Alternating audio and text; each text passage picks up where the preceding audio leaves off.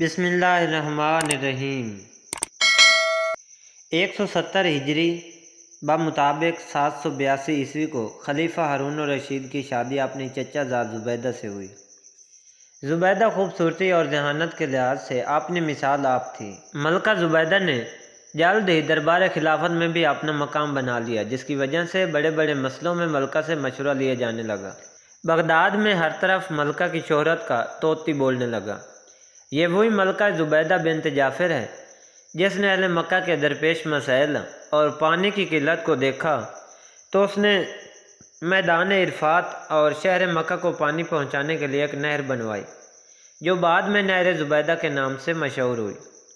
شادی کے 5 سال بعد یعنی 787 عیسوی میں اللہ پاک نے خلیفہ ہارون الرشید اور ملکہ زبیدہ کو ایک بیٹا عطا فرمایا جس کا نام امین رکھا گیا۔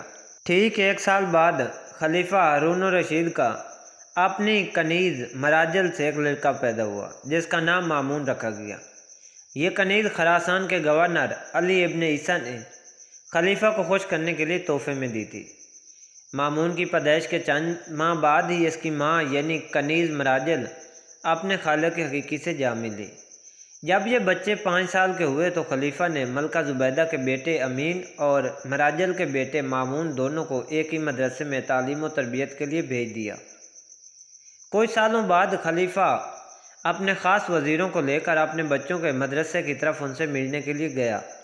راستے میں خلیفہ کو حضرت بہلول دنا رحمۃ اللہ علیہ مل گئے۔ وزیروں نے زبردستی ان کو اپنے ساتھ ملا لیا اور ان پر سوار کر لیا۔ چنانچہ حضرت بہلول خلیفہ کے ساتھ اس کے بیٹے امین اور مامون کے مکتب پہنچ گئے۔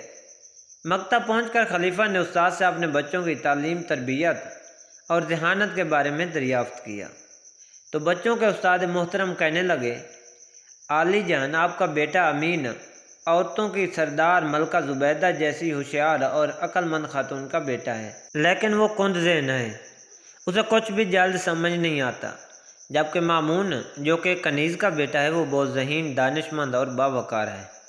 خلیفہ کہنے لگا، حیرت ہے، دونوں میرے ہی بیٹے ہیں لیکن دونوں کی ذہنیت میں اتنا فرق کیسے ہو سکتا ہے؟ تم بغیر ثبوت کے اتنی بڑی بات کیسے کر سکتے ہو؟ خلیفہ نے غصے کا اظہار کیا تو بچوں کے استاد کہنے لگے، جناب عالی، دونوں بچے تفریح کے لیے باہر گئے ہوئے ہیں، میں دونوں کے بیٹھنے کی جگہ ایک کاغذ چھپا کر رکھ دیتا ہوں، جب دونوں آئیں تو آپ خود ملاحظہ فرما لیجیے گا۔ کچھ دیر بعد بچے مکتب میں داخل ہوئے اور اپنے والد کو دیکھ کر بے حد خوش ہوئے اور اپنے والد محترم سے گلے ملنے کے بعد دونوں بچے اپنی اپنی جگہ پر بیٹھ گئے جو ان کے استاد نے ان دونوں کے لیے مخصوص کر رکھی تھی، اور جہاں پر استاد نے ایک ایک موٹا کاغذ چھپا دیا تھا۔ مامون بیٹھتے ہی کچھ مضطرب نگاہوں سے ادھر ادھر دیکھنے لگا، جبکہ امین اپنی جگہ پر اطمینان سے بیٹھا رہا۔ کیا بات ہے مامون، کچھ بے چین نظر آتے ہو؟ آخر استاد نے مامون کی بے چینی کی وجہ پوچھ ہی لی۔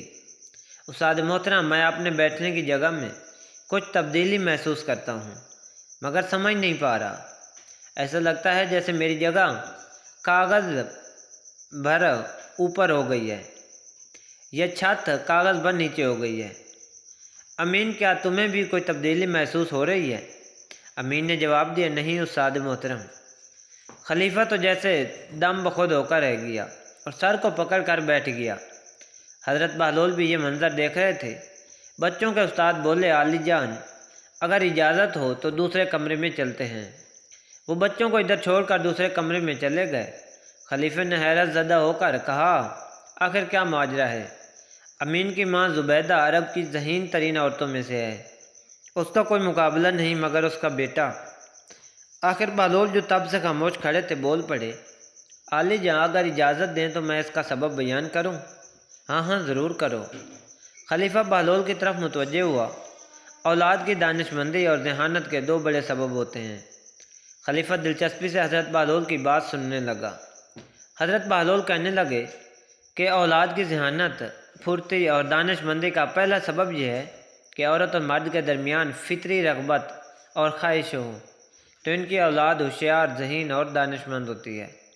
دوم یہ کہ عورت اور مرد مختلف خاندان سے ہوں تو ان کی اولاد میں عقل اور دانش کی فراوانی ہوتی ہے۔ خلیفہ جلدی سے بولے، اس کی کوئی دلیل ہے تو وہ بیان کرو، بنا دلیل کے میں کیسے مان لوں؟ خلیفہ نے بہلول سے وضاحت طلب کی۔ اس کی مثال درختوں اور جانوروں میں نظر آتی ہے۔ حضرت بہلول نے وضاحت بیان کرنا شروع کی۔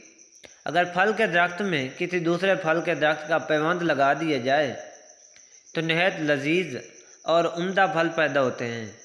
اسی طرح گھوڑے اور گدھے کے ملاپ سے خچر پیدا ہوتا ہے جس کی ہوشیاری، پھرتی اور طاقت کا جواب نہیں۔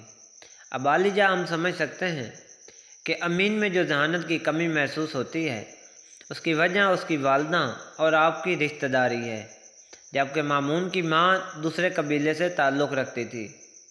خون کے لحاظ سے آپ میں اور اس میں جو فرق ہے وہی مامون کی ذہانت اور دانش مندی کا سبب ہے۔ خلیفہ نے جب یہ ساری تفصیل ایک ایسے شخص سے سنی جسے سارے شہر کے لوگ دیوانہ کہتے تھے تو حیران رہ گیا۔ بچوں کے استاد بھی حضرت بہلول کی دانائی کی تعریفیں کرنے لگے۔